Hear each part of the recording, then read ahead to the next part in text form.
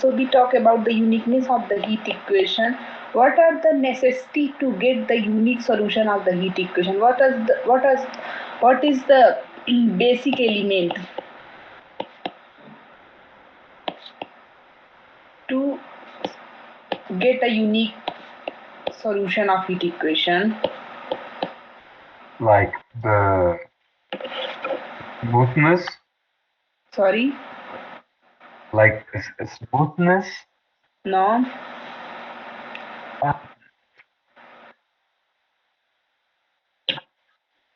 Exactly. So you should have a bounded boundary. If you don't have a bounded boundary, you should have a bounded boundary. Then you will be getting a unique solution. If you don't have a bounded boundary, you won't be able to write a unique solution of the heat equation. And Tychonoff, he get the infinite solution of the heat equation, infinite solution of the heat equation in the case when there is no boundary defined. However, later on when we define the bounded boundary condition, then we using the mean value principle,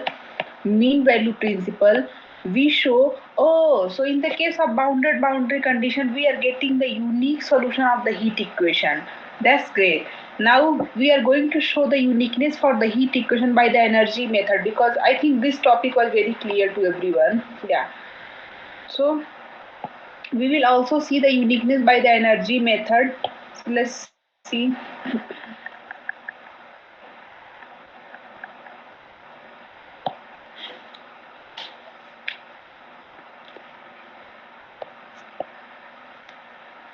Assume omega is a bounded. So every time when you will be talking about the unique solution of a heat equation, so the first ingredient to prove the uniqueness of the solution of the heat equation, the first ingredient is the boundedness of the domain. If you don't have the bounded domain, then you can't talk about the uniqueness of the solution for the heat equation. Omega is a bounded domain in Rn, and let U belongs to C1 square omega t closure. Suppose U is a continuous, its second order derivative is continuous. Oh, it is also given on the boundary. It is continuous, second order derivative is continuous on the domain and also on its boundary. Be a solution to the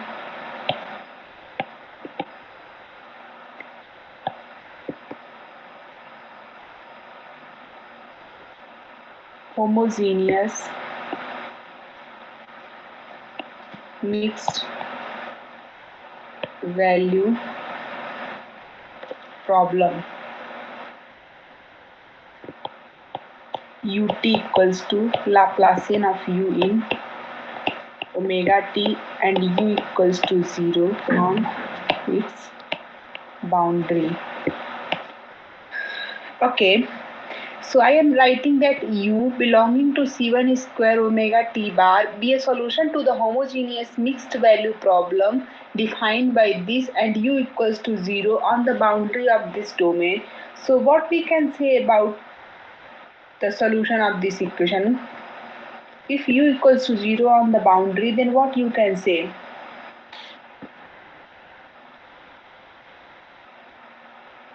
then it's constant It's constant, and that on constant is the. nothing but 0, Mhm. because the maximum and minimum value is attained on the boundary, and its maximum and minimum both value are 0, that is attained on the boundary. Maximum is 0 and minimum is 0, so the solution is going to be 0. So this is just a way to write it. So of course you know a lot of principles, so you can simply imply that principle here, of course, by the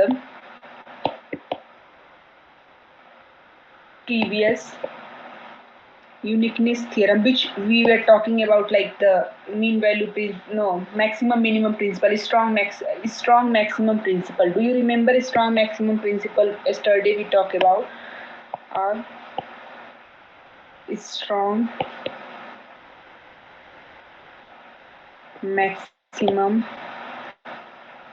principle, we know that u equals to 0. However, we give another proof based on. Today I'm gonna ask you, all of you, a lot of questions, and all the questions are coming from the previous classes, and I believe that you guys have idea about the integration when u equals to 0, so how integration exchange and everything. So be prepared for that, and that is very easy part. I think you would be able to answer that part. So however, we give another proof based on integration by part, and this is known as the energy method. Let E of T be the. I am following the book by Evans for all the topic of. Um, I am following this book for all the topic. LC Evans, yeah, for all the topic of heat equation. Let ET be the energy defined by ET is equals to integration over omega uxt square dx. 0 is less than t. Now, since ET is the energy defined by the integration of the square of the solution, so by this thing you can say that ET is always going to be positive, it cannot be negative. And also time is varying from, and E of 0 is equals to 0, because why E of 0 equals to 0? So just let's take a look. E of t equals to 0 integration of u x comma 0 square dx. And what is the value of ux of 0 on the domain? It is only undefined on the domain u x comma 0, initial condition u equals to 0, and so this is coming to be 0.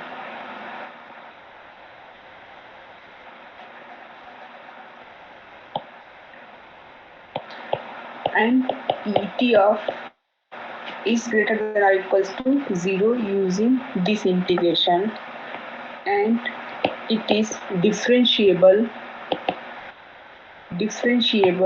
in 0 comma t, because this is differentiable in 0 comma t. When you will differentiate it, that differentiation will pass inside the integral, and using the property of the differentiability of u, you can say that E of t is differentiable in 0 comma t.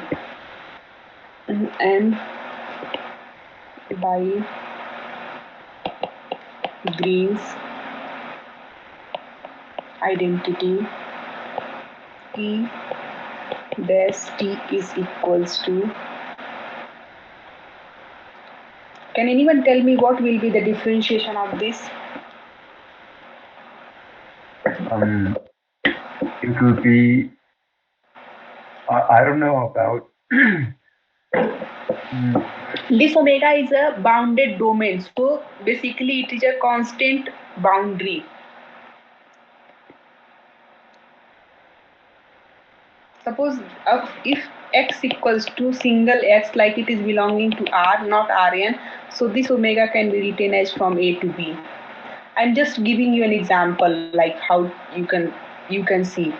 So what will be the differentiation of this integral? Can anyone tell me, please? It's just like the chain rule. Sorry? You have to use the chain rule. Exactly, yeah. To u, to u, u t, dx. Yeah. Now, the next thing I am gonna ask you, what is the value of ut? Ut is Laplacian of u. U Laplacian of u dx. Do you guys remember how we were passing? Like if it was the second derivative, then it could be passed on the first one. What was the property needed to pass it on the first one? But in this case, it's the same. I think it doesn't change the sign. I think It doesn't. It changed the sign. When you will pass only one differentiation, it will change the sign. But what was the ingredient? What was the condition you need to pass? You should be zero on the boundary. Then you can use Green's theorem, na? When we are passing this differentiation, one differentiation to this, so what was the condition? When u equals to 0 on the boundary, then you can write it like, if u, at least one of them should be 0, since u and u is at the both places, so u should be 0 on the boundary, isn't it? Do you remember?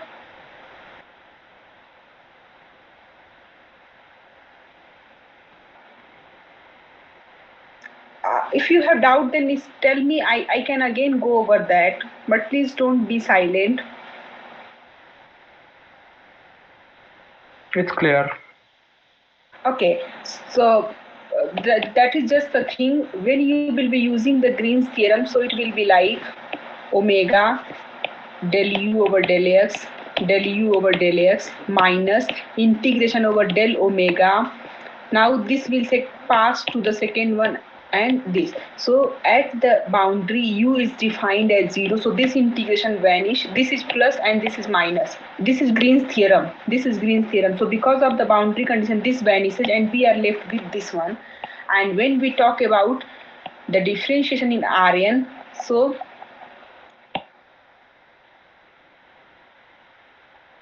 that's what I'm saying, using the Green's identity. Since this is in Rn, so it will be coming like minus of 2 integration del u dx. If it was only x belonging to a domain that is contained in R only, then you could simply write del u over del x. But since this is the derivative in this x is coming from Rn, so that's why we are using this notation. D is basically del over del x1, del over del x2. You already know these things. So or you can simply write minus of 2. We can write it like this, or even you use bracket, it does not matter. Since we are in n dimension, so we are using the modulus value. So the surface integral was 0 because the u was 0 on the boundary, right? Exactly. Okay, please answer me one question.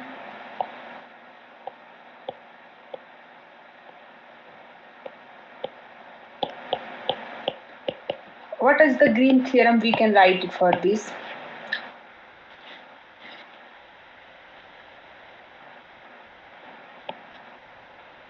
How you can use the Green's theorem for this? Well, you will have the same term, like the second derivative of u multiplied by the second derivative of u. Only u on the boundary minus. Oh yeah, the boundary, yeah. Minus the one derivative will pass. And this is on the domain. So you at least one of them should be 0 on the boundary. Even if it is 0 on the boundary, or it is 0. No, it is not the second derivative actually. It was only u dot u, I think. Yeah, it is only u dot u. So even if one of them is 0, so this was surface integral. One of them is 0. Since u is only at the both places, so we are saying that okay, u should be 0. Since at least one of them is 0, it vanishes and we are left with it. So I would like to ask you, just write the Green's theorem and memorize it as a mantra. So because we are going to use those three forms of the Green's theorem at every place. So memorize the Green's theorem like mantra. You remember all the time. Now this is going to be positive because d of u square and minus 2. So what will be this value? Negative, isn't it?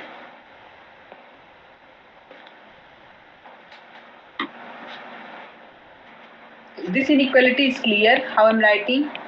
Yeah. Okay.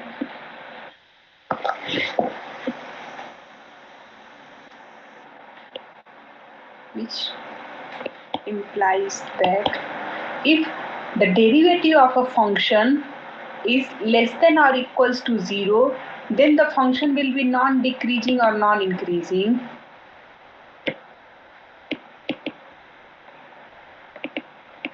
Which one is true? If the derivative of a function is less than or equals to 0, then what we can say about et? It is a non-increasing function, isn't it? So which implies that e of t is non-increasing function in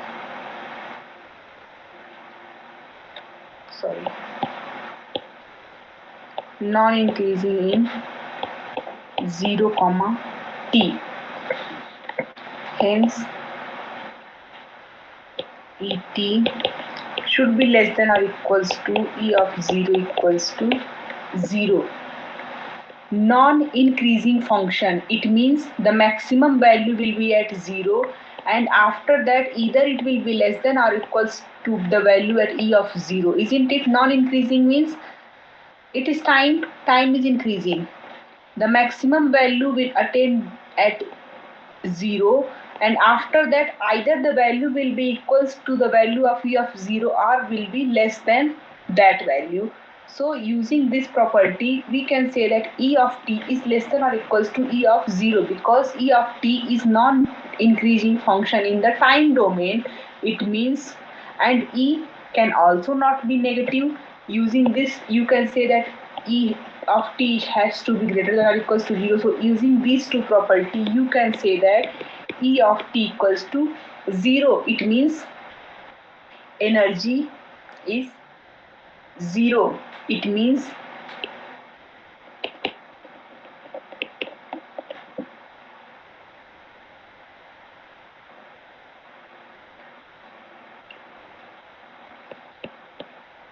if e of t is 0, then what you can say about this u?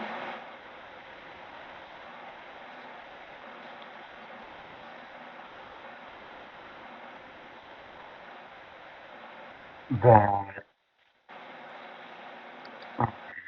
If the integration of a positive function is 0, then don't we say that that positive function is 0? yes, So using that thing we are getting e equals to 0. So say this is your equation number first, this is your equation number second. Hence equation second implies that u equals to 0. So this was the energy method to prove the uniqueness of the heat equation. Okay, now I have the next question that is very interesting. Can anyone tell me where I use the property of the bounded boundary? You have seen the proof. Can you tell me where I have used the property of the bounded boundary?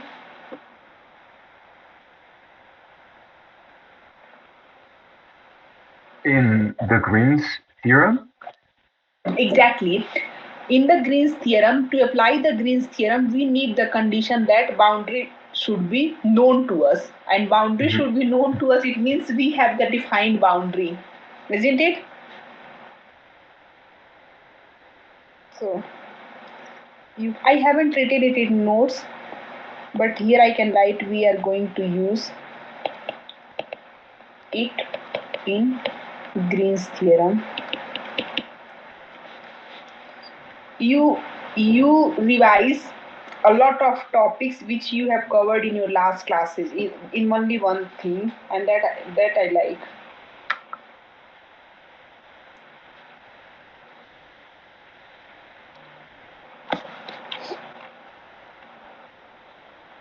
So the energy method can also be used to obtain other type of uniqueness results, but we are not focused on that. We are going to talk about the maximum principle for the Cauchy problem. So I already wrote the statement in the last class, maximum principle for the Cauchy problem. I'm just taking the snapshot. Energy method was one of your topic in your syllabus, so that's why I wanted to finish it today. So firstly I described that.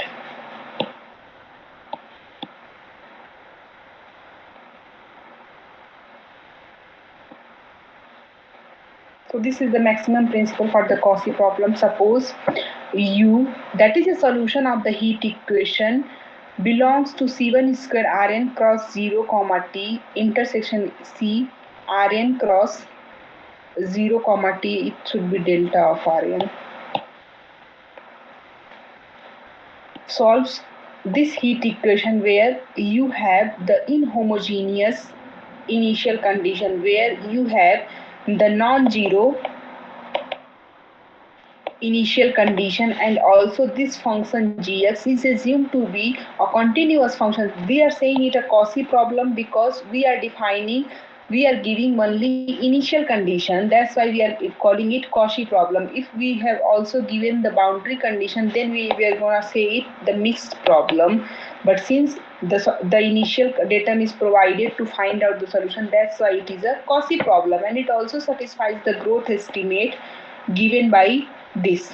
So we will see that we have to put some restriction on this growth estimate to prove the maximality of this solution, that the solution of this is bounded if it satisfies some growth estimate. If this a is going to approach to infinite, then the solution will not be bounded. So under this growth estimates, you have to prove that supremum of u on the domain is supremum of this function g. So let's see the proof.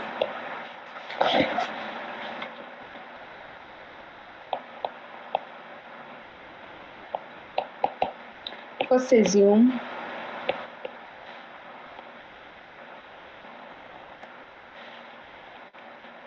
for a t is less than 1. First. So this is, I have written second equation number in your notebook, so I am following that one. And say this is your equation number 4. So this will be your equation number 5. So as I told you that you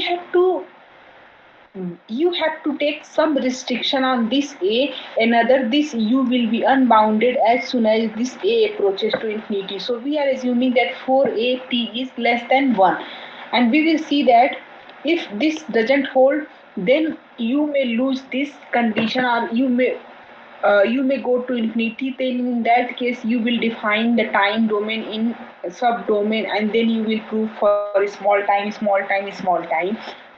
So first assume that there is a restriction defined by 4a capital T. Capital T is the final time. Capital T is the final time.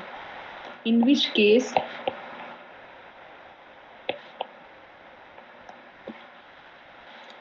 for a, suppose you are taking a very small increment in time. So using this condition, you can say that it is also going to be less than 1. A very small, epsilon is a very small quantity for some small epsilon greater than 0. Now fix y belongs to Rn, mu greater than 0, and define v of x comma t is equals to u of x comma t minus mu of t plus epsilon minus t to the power n over 2 e to the power mod of x minus y square over 4 t plus epsilon minus t, where x belongs to Rn and t is greater than 0. Define v equals to this. Now I'm gonna ask you, if n equals to 1, prove Vt minus Laplacian of V will be V of xx equals to 0 2. Can please prove this? You have 10 minutes. Take its derivative. You have given ut minus uxx equals to 0. It is given. Did you get my question, what I am asking?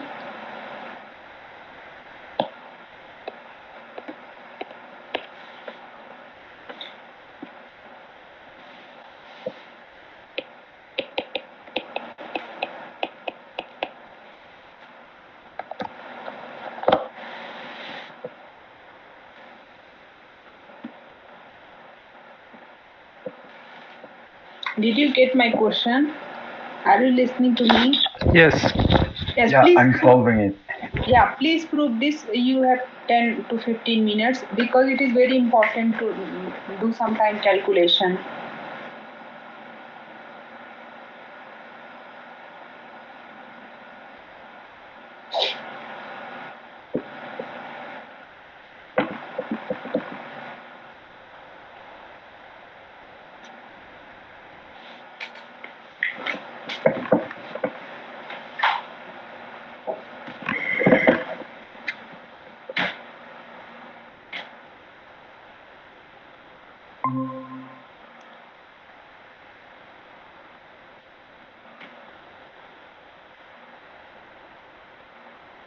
Zero comma t. Okay, it means V is also a solution of this heat equation, isn't it? And this mu is positive. T plus epsilon minus t to the power n by 2 is going to be positive, and this quantity is going to be positive. So can we say that V is going to be less than U? Yeah. So let's proceed. I am very happy that you guys are able to do the things, and because this makes a lot of things easier for me. You don't need to assume the small things. Yeah, that's great. So we have Vt minus Laplacian of V equals to 0 in Rn cross 0 comma t. Fix a radius r is greater than 0 and define a ball u with point y and radius r, and its boundary is defined as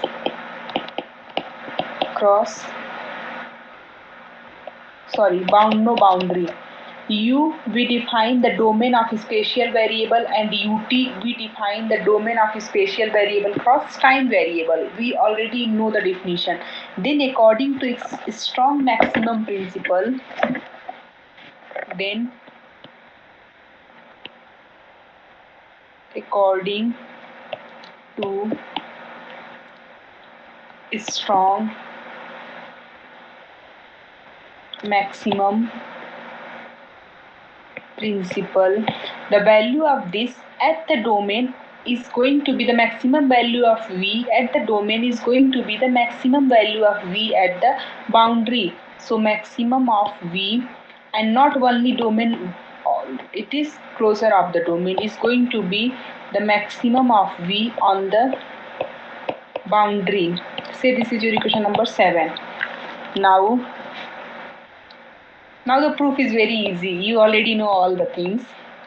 Now if x belongs to Rn, then V of x comma 0 is going to be u of x comma 0 minus mu over t plus epsilon to the power n over 2 e to the power modulus of x minus y square over 4 t plus epsilon. Now this quantity is positive because this mu that was a parameter, it was chosen to be positive because all the things depends on this mu, and exponential is always going to be positive, so that's we don't need to worry about.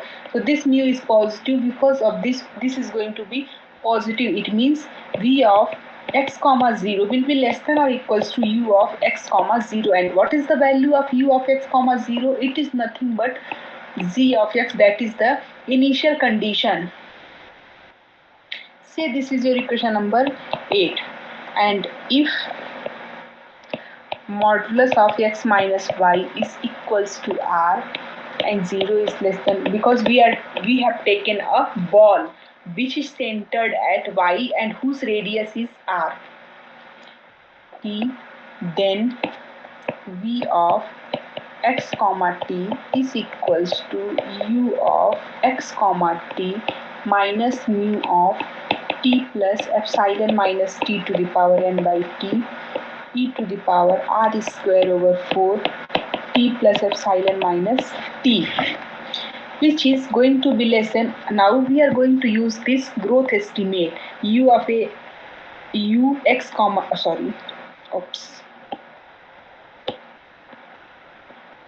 u x comma t is less than or equals to a e a to the power x mod of x square. So a e a to the power mod of x square minus mu over t plus epsilon minus t to the power n over 2 e to the power r square over 4 t plus epsilon minus 2, using growth estimate property. And then you can write it like this is going to be less than or equals to a e to the power a when you will use this property. So you can say that modulus of x minus y square is r square, and this is going to be greater than or equals to mod of x square plus mod of y square equals to r square. So mod of x square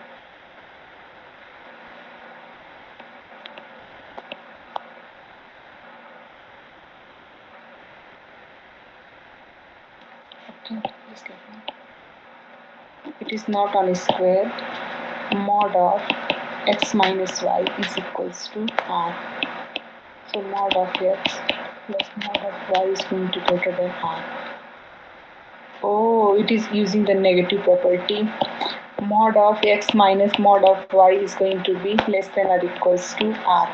So mod of x is going to be less than or equals to r plus y. When I was going to use here positive, so it was greater than or equals to. When I am using minus, then we will be using less than or equals to. So when you will replace this modulus of x to r plus, so it will be less than a modulus of y plus r whole square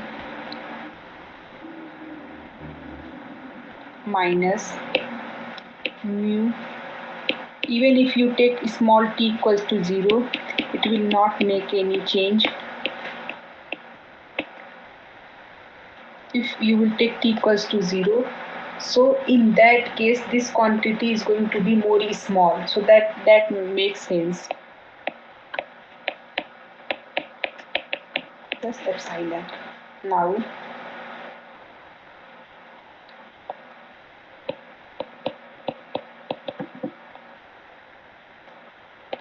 in view of equation 6, what is our equation 6? The equation 6 is given by this property. So let me copy this. Now in view of equation 6,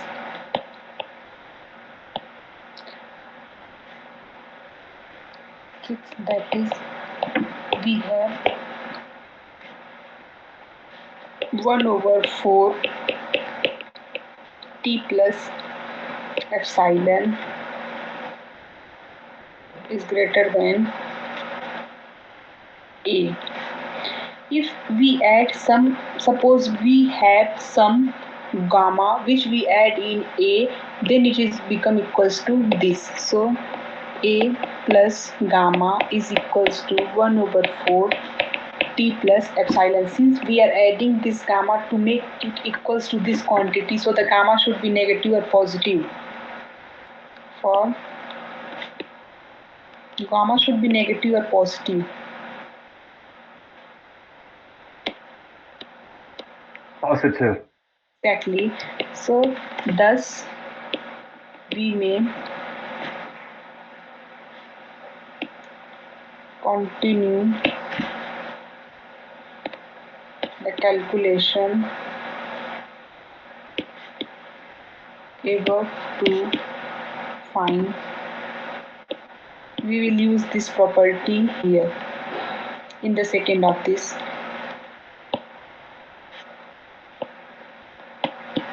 Oops.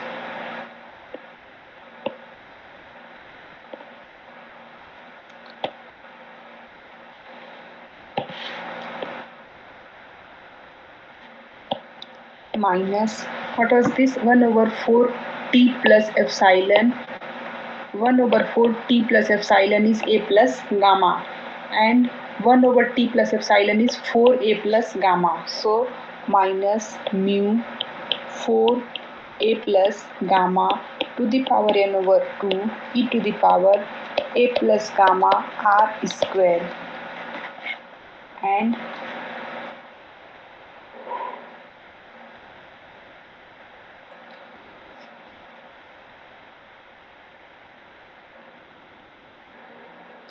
if you choose this small r, a very high, like very large radius, in that case this value is going to be a, a greater value, and in that case you can write that it is going to be less than or equals to supremum of z on Rn, because this is the value defined at t equals to 0. So it is a growth estimate, and we have the value at t equals to 0, that is z. So this is less than or equals to supremum of z over Rn for R selected sufficiently large. Thus equation 7, 8,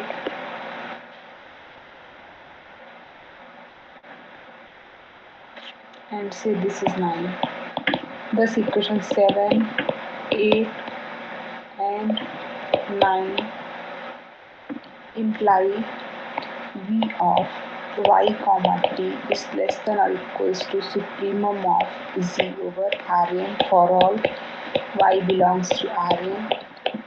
T is going to be belonging to the domain 0 comma t, provided equation number 5. What was equation 5? 4a t is less than 1, provided 5 is valid, and as soon as you will be taking mu tending to 0, as soon as you will be tending mu tending to 0, in that case u of y comma t is going to be less than or equals to supremum of z over Rn. So this is proved. Now what will happen if this equality does not hold? What will happen? Because we are using that this is less than 1, that's why we are able to write this, and then we can say that for the sufficiently large radius this will be less than or equals to supremum of z. If this does not hold, in that case there is another way to proceed. In general case, when 5 fails, one may repeatedly apply the result above on the time interval 0 comma t1 t1 comma 2 t1 etc., such that t1 is equals to 1 over 8a. So you can simply write 4a t1 is equals to 1 over 4, that is less than 1. This is just a way to proceed. If you want, then you can try this. Next we are going to write the Wider's theorem.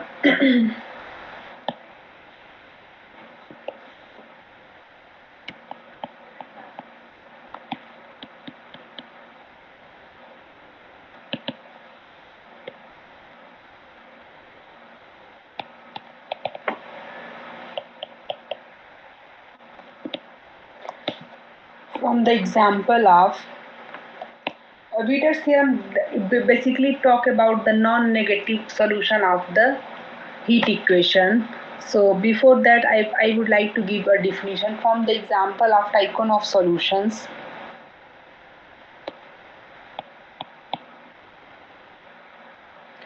Tychonoff's solution, we know that the initial data cannot determine the solution uniquely. Oops.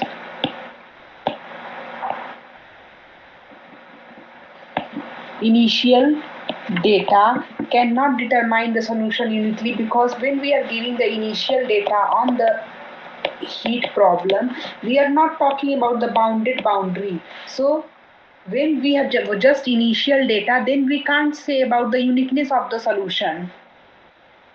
And some additional information is needed. For example, what was that information? In this one, we were saying that the solution is going to be smooth when we have this growth condition. Before that, we prove another way that we have the bounded condition. So the growth condition means the solution is bounded. The boundary condition means the solution is the boundary is bounded. So in those two cases, we are finding the unique solution. But if we don't have any of these two, we can't say anything about the solution. So some additional information is needed. For example, the suitable growth condition at infinity, or the boundary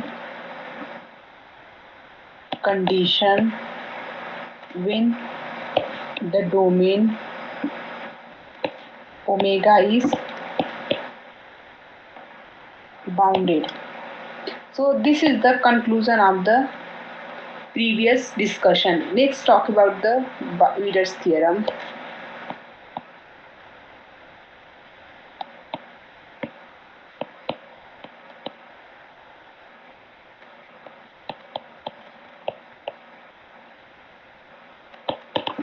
Let U be continuous for x belongs to R, and let ut, ux and uxx exist and be continuous for x belongs to R and t less than t and greater than 0. Assume that ut is equals to uxx, where the initial data is defined as this: u of x t is greater than or equals to 0. Then u is determined uniquely and represented by. Can anyone tell me what is the form of the solution of the heat equation in the term of the heat kernel? It is written in the form. Integral. Yeah.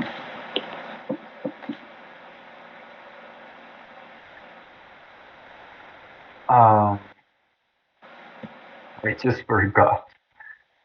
So you can simply like there is a very easy way to Yeah, memorize there's it. It is the boundary or initial condition is supported by the kernel. In the case of the Laplace, it is Poisson kernel. In the case of the heat, it is heat kernel. So the initial data is supported by the heat kernel, isn't it?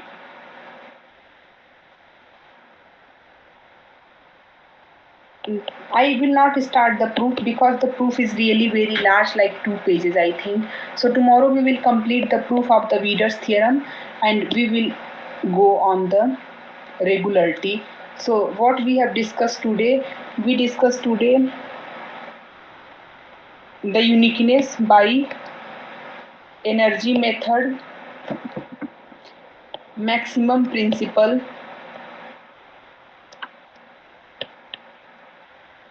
for the Cauchy problem. So the two topic was covered today. Tomorrow we are going to prove the Wider's theorem and we will start the smoothness. Smoothness will take 1 day time. So Monday the unit 4. This is unit 4, isn't it? So the Monday I will be completing unit 4 and then Tuesday I can start unit 5.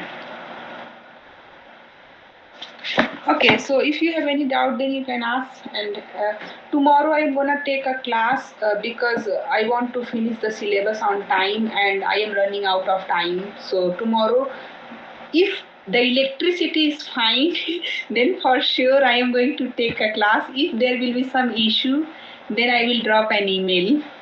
I cannot promise anything.